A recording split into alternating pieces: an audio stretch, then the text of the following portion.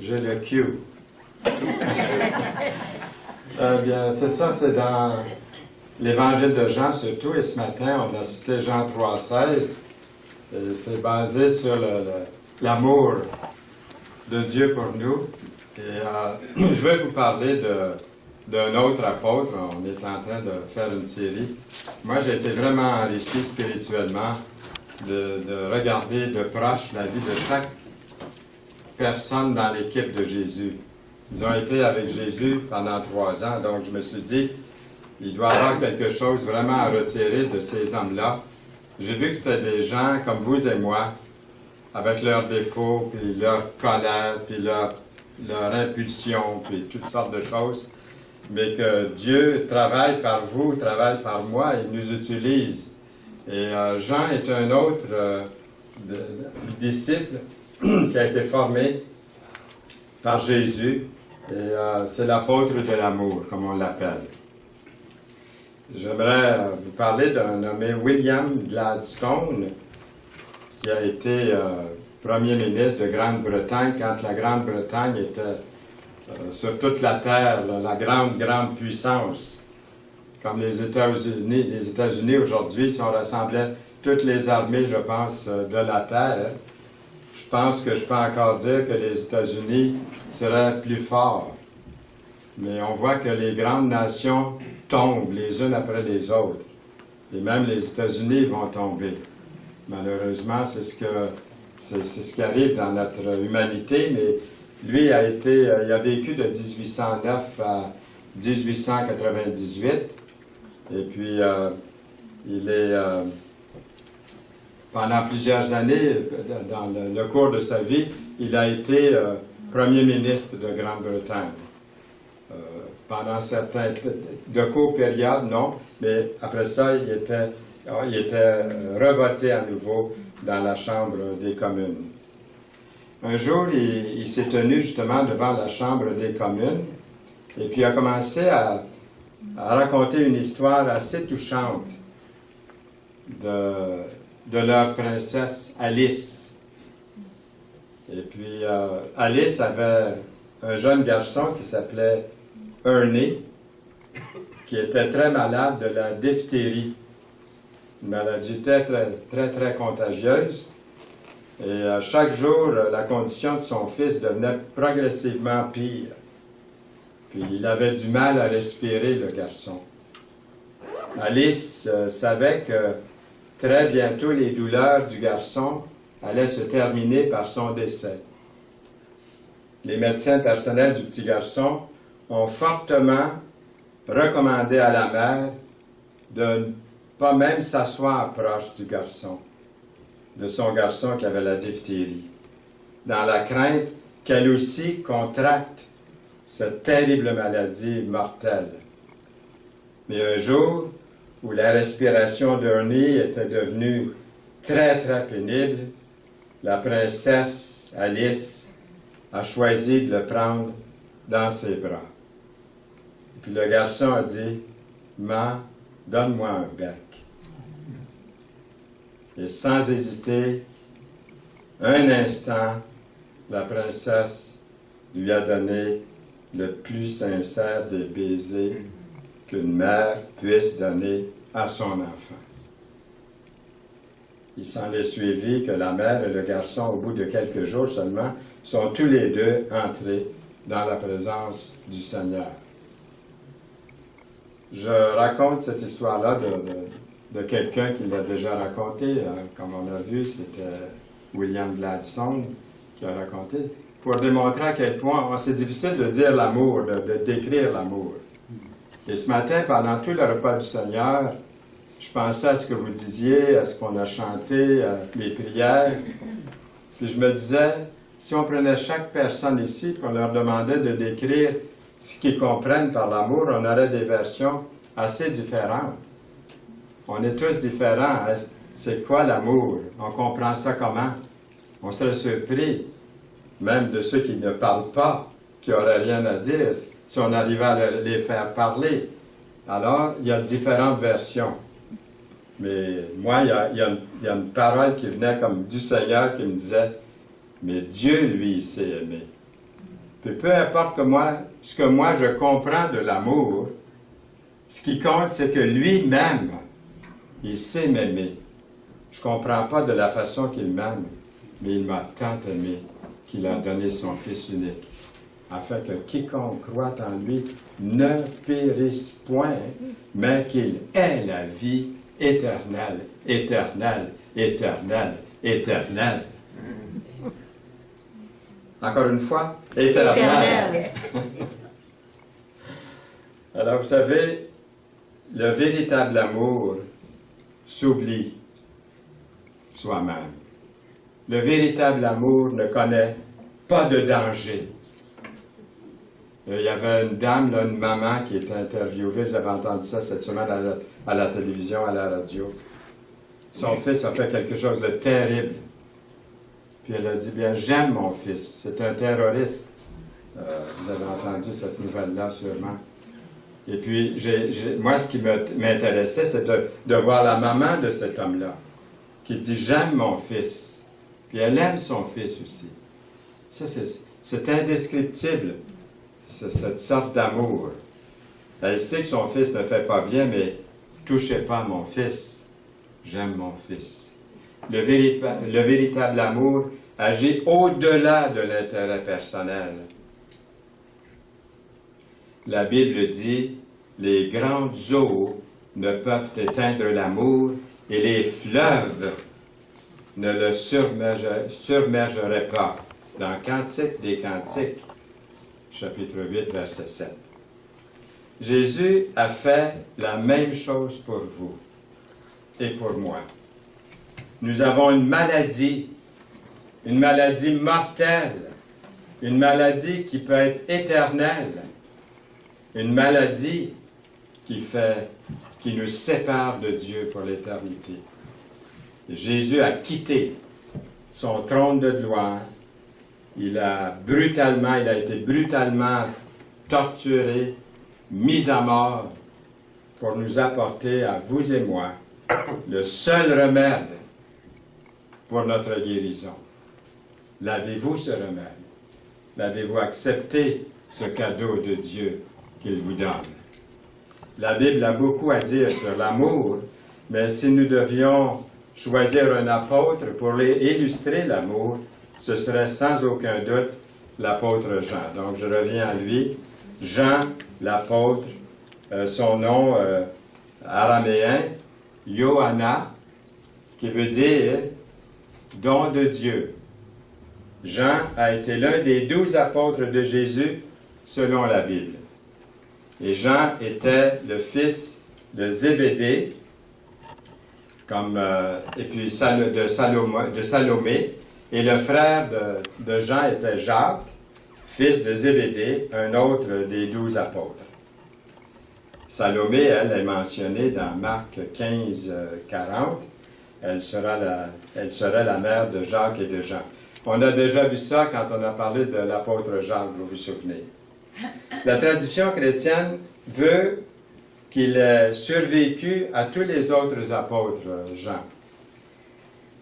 Tous les autres ont souffert le martyre, sauf Judas Iscario, qui est allé se pendre après avoir trahi Jésus. On dit qu'une tentative a été faite pour mettre fin à la vie de Jean. On dit qu'il a été ébouillanté avec de l'huile.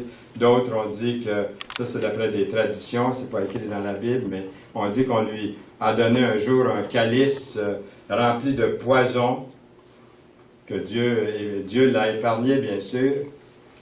Le calice est un symbole, justement, de l'apôtre Jean, d'après les traditions aussi.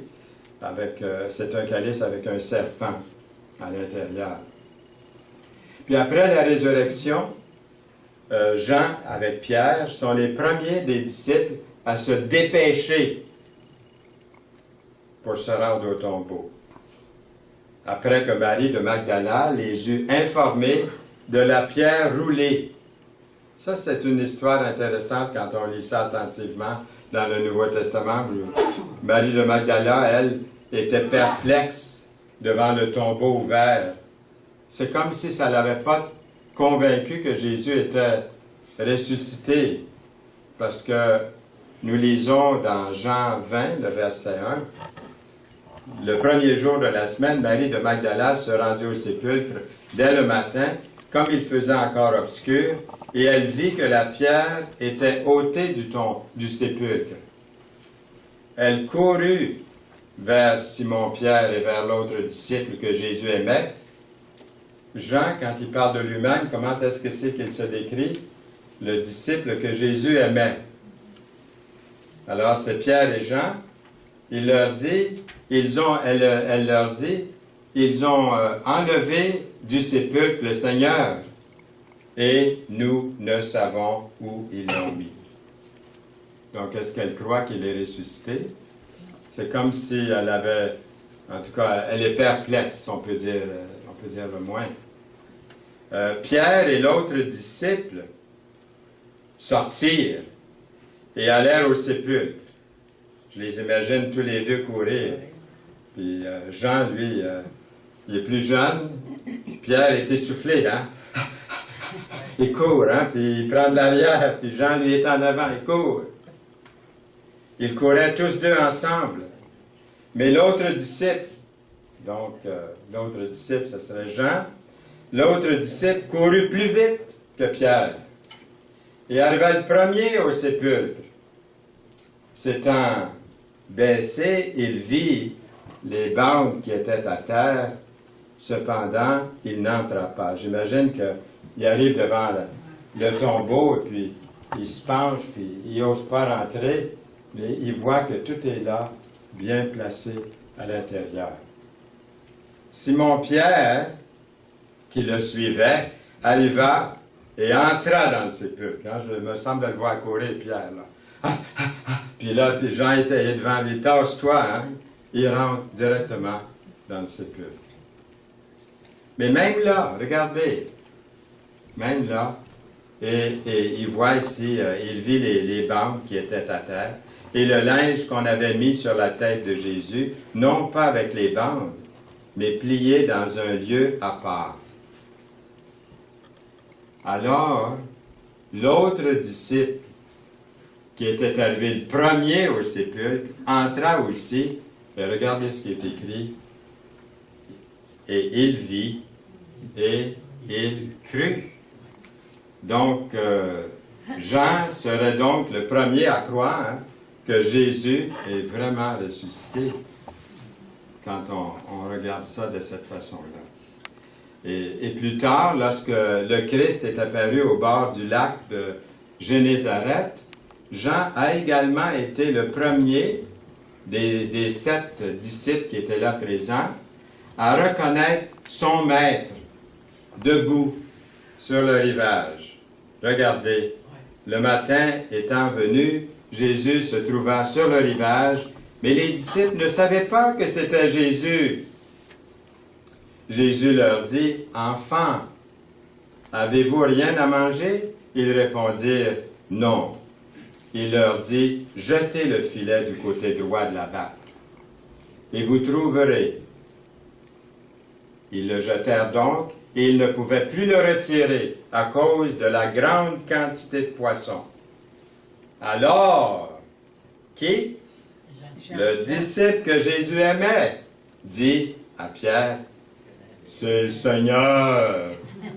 C'est le Seigneur! » Peut-être pas comme ça qu'il l'a dit tout à fait, là, mais on ne sait pas. Mais moi, je pense que c'est ça qu'il a dit, hein? Puis même avec son coude, hein? C'est le Seigneur! Est-ce le Seigneur? Hein? Est-ce le Seigneur? OK. Le 4e évangile, l'évangile de Jean, nous a montré à quel point la relation de Jean, le disciple que Jésus aimait, comme il s'appelle, comment est-ce que c'est que son amour, hein, pour le Seigneur était grand, avec le Seigneur, par le titre qu'il se donne, qu'il a l'habitude de se donner, le disciple que Jésus aimait, dans Jean 21, 20. Jean est l'auteur de l'évangile qui porte son nom et qui personnalise l'amour de Jésus tout au long de son évangile. Il s'agit de lire les Épîtres aussi. Hein? C'est l'amour de Jésus qui amène Jean à dire, en parlant de lui-même, le disciple que Jésus aimait. Jean n'était probablement pas toujours un exemple d'amour. C'est comme quand je pense à Salomon, il n'était pas toujours un exemple de sagesse. Cette semaine, j'ai lu qu'il y avait 700 femmes. Puis Dieu l'avait averti, bien averti avant. 300 concubines. Pour un gars qui a de la sagesse, je trouve qu'il s'est écarté pas mal à un moment donné. Pauvre lui. Oui, parce que c'est les femmes qui l'ont fait tomber, puis toutes sortes de choses. Mais on peut dire que Jean n'était pas toujours, même si c'est l'apôtre de l'amour, moi, il me vient à l'esprit aussi des passages à l'heure actuelle, comme il vous en vient probablement aussi. C'est marqué dans l'Écriture ce que vous étiez autrefois, blasphémateur, menteur, puis une longue liste. Ce que j'étais. Alors, il nous met en garde de retomber dans notre vieille vie d'autrefois. Alors, Jean n'était probablement pas toujours un exemple d'amour. Vous vous souvenez le surnom que Jésus a donné à Jean?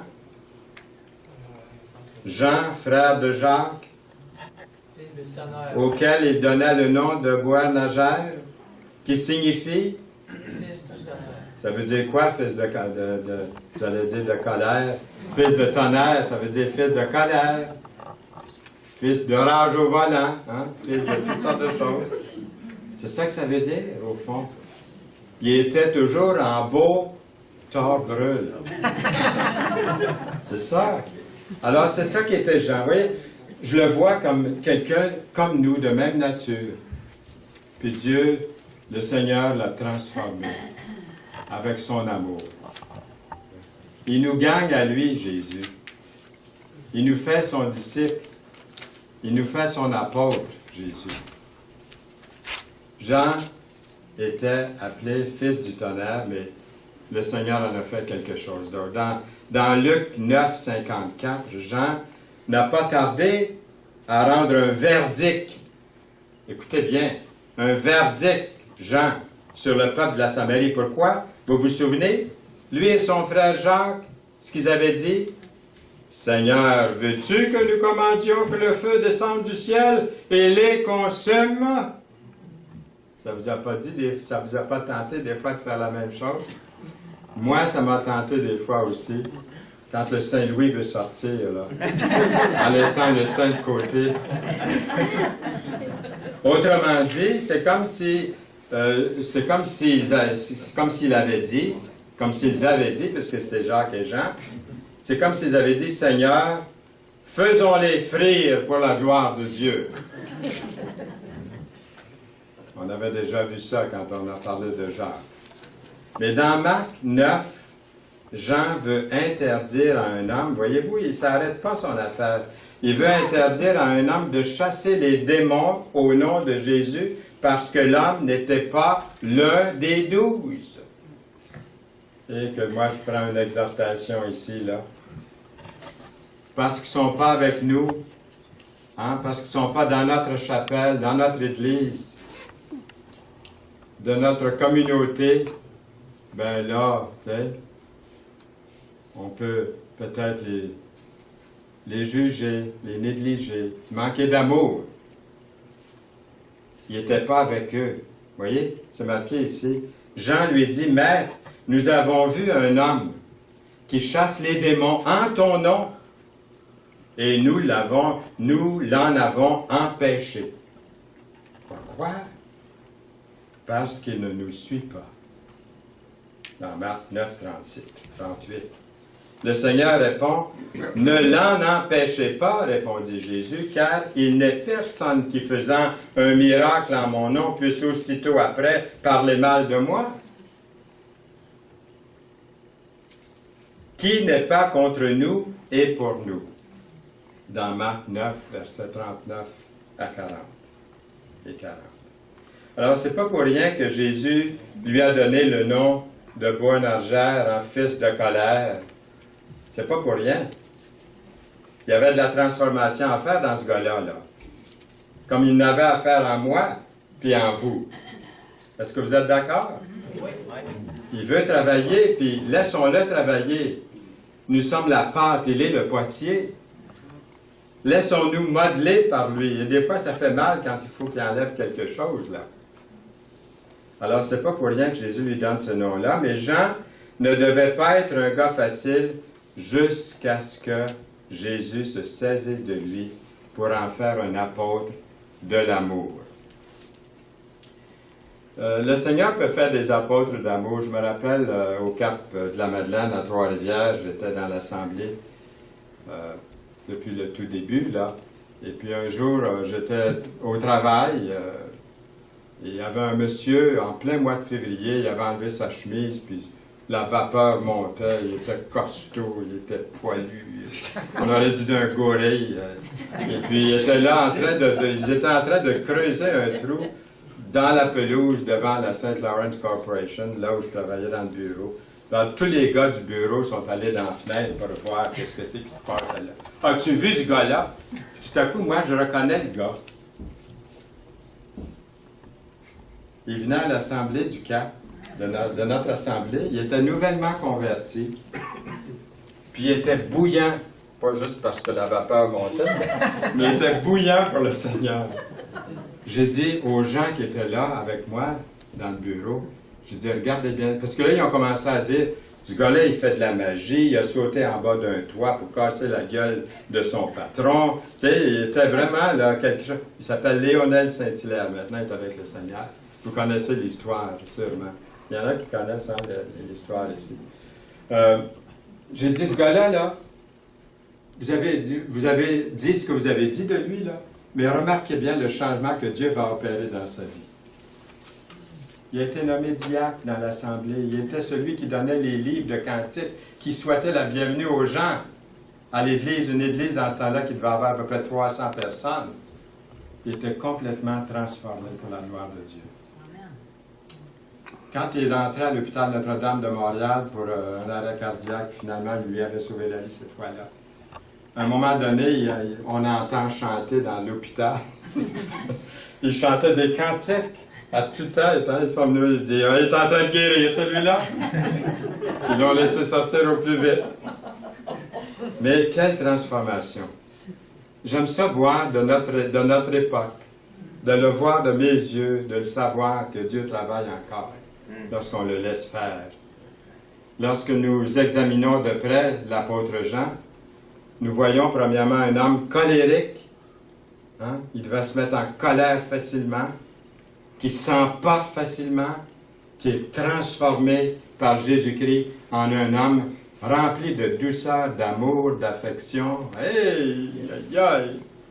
3 fois bravo pour ça, pour la gloire de Dieu, pas pour l'homme, parce que l'homme s'est laissé transformer par le Seigneur. Il y a sûrement un grand nombre de versets que nous pourrions regarder ensemble ce matin pour voir comment cette transformation a dû se faire chez Jean.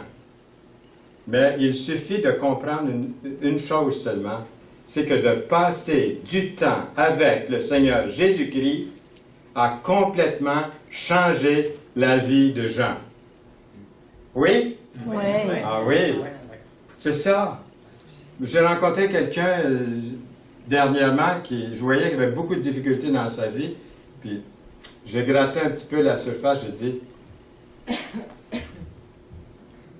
est-ce que tu lis ta Bible? Et tu fais longtemps que je ne l'ai pas lu. Je ne la lis pas. Cherchez pas docteur. Cherchez pas docteur. C'est là le problème. De rencontrer, c'est pas simplement prendre la Bible et lire, mais de vraiment rencontrer le Seigneur. Vous allez rencontrer le Seigneur en lisant sa parole. Passer du temps avec lui, ça change la vie, ça. C'est Jean qui capte les paroles de Jésus dans Jean 3,16. Car Dieu a tant aimé le monde qu'il a donné son Fils unique. C'est Jean qui capte cette vérité-là dans Jean 3,16. Êtes-vous content que le verset ne dit pas « Car Dieu a tant aimé le riche seulement » ? Êtes-vous content que c'est pas écrit « Car Dieu a tant aimé le génie seulement » ? Êtes-vous content que Dieu n'a pas écrit que ce n'est pas écrit car Dieu a tant aimé le pauvre seulement ou le méchant seulement ou le bon, le jeune, le plus vieux seulement ou le français seulement, le mexicain seulement ou l'anglais seulement. Êtes-vous content? Bon, là, du respect pour les autres races aussi, là. C'est quoi, il aime les Anglais réellement? Pardon? Il aime les Anglais réellement? Raymond? Il aime les Anglais réellement? Ah oui, oui. Fait que c'est pas le ça. Il t'aime aussi, hein, Sylvain? Il t'aime beaucoup aussi. Alors, Jean, dans son évangile, inclut chaque personne, même Sylvain, là. Il inclut chaque personne partout, dans chaque siècle, dans chaque nation, de toute langue, de tout peuple. Dieu nous aime tellement. C'est vrai, hein, qu'on n'a pas les paroles pour le dire. C'est super de se sentir aimé. Aimez-vous ça, vous sentir aimé par quelqu'un? Quand quelqu'un vous dit « je t'aime », y a-t-il quelque chose de plus beau que ça dans le monde? Assez que ça peut vous faire chavirer la tête assez raide. Hein? Faites attention, hein? C'est comme celui qui gagne la 649, là, hein, qui promet au chauffeur de taxi de l'emmener avec lui. Faites attention à ce que vous dites ou ce qu'on vous dit après qu'on vous a dit « je t'aime ». Vous êtes peut-être exclu. Ça, c'est le pire sentiment. Hein? On n'est pas toujours inclus dans ce beau monde. Peut-être exclu de l'université ou d'une école parce que vous n'êtes pas assez fort dans les sujets pour être accepté. Les entreprises vous excluent si vous n'êtes pas assez qualifié, et malheureusement. Certaines carrières vous excluent si vous n'êtes pas assez vieux ou si vous n'êtes pas assez jeune ou trop jeune. Mais si elles peuvent vous exclure, le Seigneur Jésus-Christ, lui, vous comprend. Vous accepte tel que vous êtes, tel que vous vous présentez à lui, tel que vous êtes. Demandons à Jésus-Christ de nous décrire la largeur de son amour. Il a tendu une main vers la droite et l'autre vers la gauche, autant que l'Ouest est éloigné de l'Est. Sur la croix, il a accepté les clous dans les mains. Ça, c'est la largeur de son amour pour vous et pour moi. Mais est-ce qu'il y a une limite à son amour, en fin de compte? Est-ce que ça va un jour? Est-ce qu'il y a une limite à tout cet amour? Est-ce qu'il y a une fin? Il doit y avoir une fin. C'est ce qu'on pourrait penser. Le roi David qui a été adultère, le roi David qui a écrit les 150 psaumes, a été adultère, a été meurtrier, n'a jamais trouvé la limite de l'amour de Dieu. Saul de Tarse, qui a commis des meurtres, il a tué des chrétiens avant de connaître Jésus comme Sauveur et Seigneur. Il n'a jamais trouvé la limite de l'amour de Dieu pour lui. Pierre, qui bluffait tout le temps, souvent en tout cas, n'a jamais trouvé la limite de l'amour de Dieu pour lui. C'est Jean qui nous fait remarquer dans son évangile l'amour qu'a eu Jésus pour Lazare. Jean fait remarquer, voyez comme il l'aimait. C'est beau ça. C'est Jean qui nous fait remarquer ça. Il nous dit, Jean, voyez comme Jésus aimait Lazare. Ça veut dire que Jean, il comprenait un peu plus l'amour que moi je le comprends, je pense. Là. Pour ça, je disais au début que la façon que chacun comprend ce que c'est l'amour, mais je n'ai pas besoin de comprendre. Je vais à la limite de ce que je peux comprendre, mais Dieu, lui, c'est illimité son amour. C'est ici mon commandement, aimez-vous les uns les autres comme je vous ai aimés. Il n'y a pas de plus grand amour que de donner sa vie pour ses amis. Dans Jean 15, 12 à 13. J'aimerais vous parler, moi je suis un passionné de la Deuxième Guerre mondiale. Quand la guerre a commencé en 1939, j'avais 4 ans ou 4 ans et demi, et puis ça m'a vraiment impressionné. J'en entendais parler pendant toute mon enfance. Les Alliés, les Russes, les Allemands, les nazis, les camps de concentration. Alors aujourd'hui, je manque jamais d'un film, même si je l'ai vu 10 fois, je regarde le film à nouveau. C'est quelque chose qui m'impressionne beaucoup. Alors c'est un camp de prisonniers japonais de la Deuxième Guerre mondiale, dans la vallée de Kauai, que vous avez peut-être entendu parler. Il s'agit d'un homme qui a tout donné, qui a littéralement transformé tout un camp de soldats prisonniers, des prisonniers alliés. Il était prisonnier avec eux. Le nom de cet homme-là, si vous voulez le noter, c'est Angus McKillivray. McKillivray. Je ne sais pas comment est-ce qu'on le prononce exactement, là. Angus McKillivray. Angus était un prisonnier écossais. Il était dans un des camps remplis d'Américains, des Australiens, des Britanniques, qui avaient aidé à construire le fameux pont de la rivière Kauai. Alors, ce qu'il a fait, Angus, c'est qu'il voulait sauver le plus de ses camarades possible. Ces gens-là, ces Américains-là, ces Australiens, tous ces gens qui étaient prisonniers avec lui, mouraient littéralement de faim. C'était des squelettes vivants. Ils n'arrivaient pas à survivre, ces gens-là. Puis ils mouraient aussi, ils mouraient de froid. Il n'y avait pas assez pour se couvrir. Il faisait très froid. Il n'y avait pas de chauffage en plein hiver.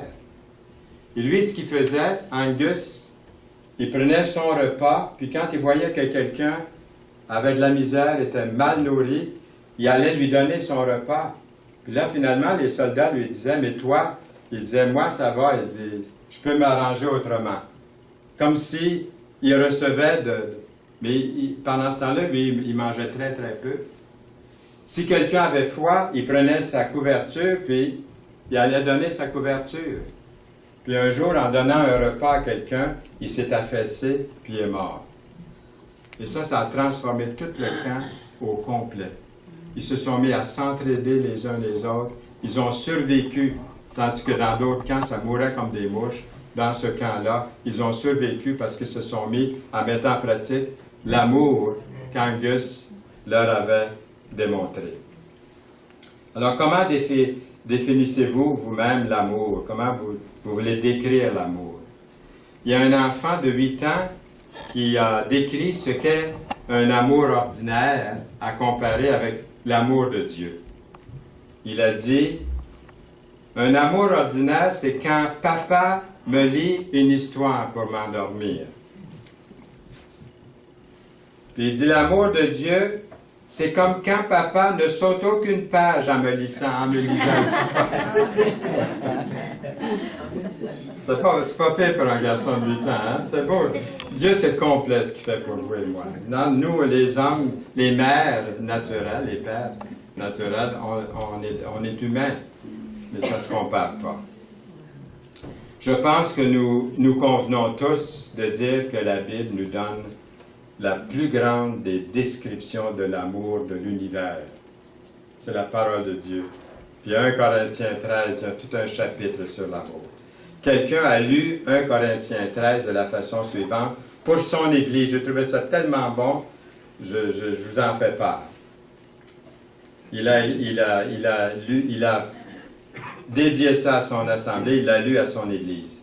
Si notre assemblée pouvait faire des réunions en 5 langues et que les membres pouvaient en parler 3, mais que nous ne nous aimerions pas les uns les autres, nous serions un airain qui résonne ou une cymbale qui retentit. On continue? Oui. Il a écrit, « Si notre Église mettait en pratique des dons spirituels sans vraiment s'aimer les uns les autres, cela ne nous servirait à rien. Si notre assemblée avait la foi qui aurait comme résultat de voir de grandes guérisons, mais ne s'aimait pas les uns les autres, nous ne serions rien. Et quand nous distribuerions 50% de tous nos biens pour la nourriture des pauvres, quand nous livrerions même notre corps pour être brûlé, si nous n'avions pas l'amour, cela ne nous servirait à rien. Si notre assemblée, ensuite il continue, notre assemblée est patiente, elle est pleine de bonté, notre assemblée n'est point envieuse. Notre assemblée ne se vante point, elle ne s'enfle point d'orgueil. Elle ne fait rien de malhonnête, elle ne cherche point son intérêt, elle ne s'irrite point, elle ne soupçonne point le mal. Elle ne se réjouit point de l'injustice, mais elle se réjouit de la vérité. Elle ne garde pas un dossier rempli de reproches qu'on lui a faits. Elle espère tout, elle supporte tout. Notre assemblée persévère, peu importe les circonstances. Les prophéties seront abolies, les langues cesseront, la connaissance sera abolie. L'amour de Dieu ne périra jamais.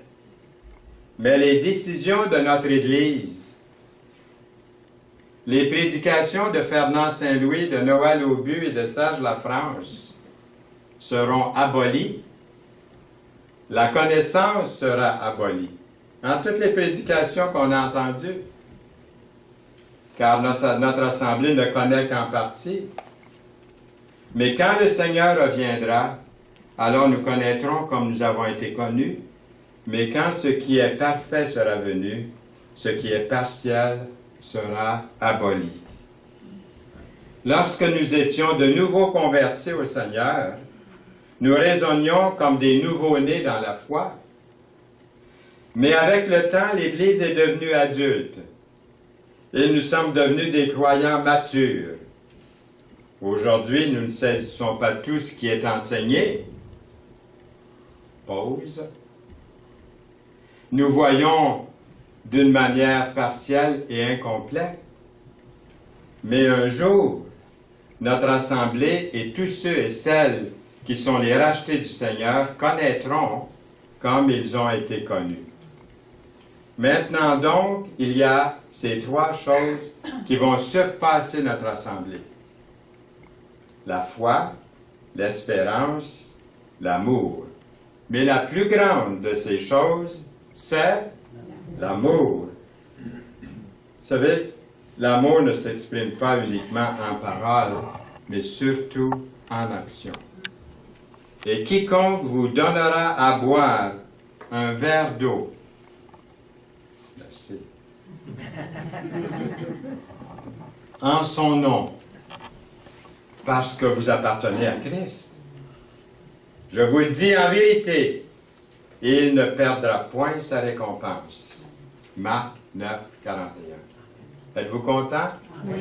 Êtes-vous content d'être aimé du Seigneur? Oui. Pas plus que ça? Oui. Bon, il y en a plusieurs en tout cas qui sont très très contents. Je pense la majorité, je pense tous.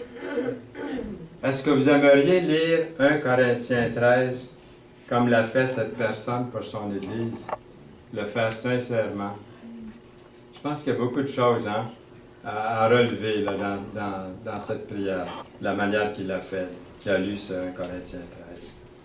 Avec l'amour de Dieu, que cela puisse nous aider, vous aider, m'aider, nous aider aussi à faire le point dans notre relation avec Dieu, entre nous, et aussi avec le monde, nos voisins, et puis le monde qui nous entoure.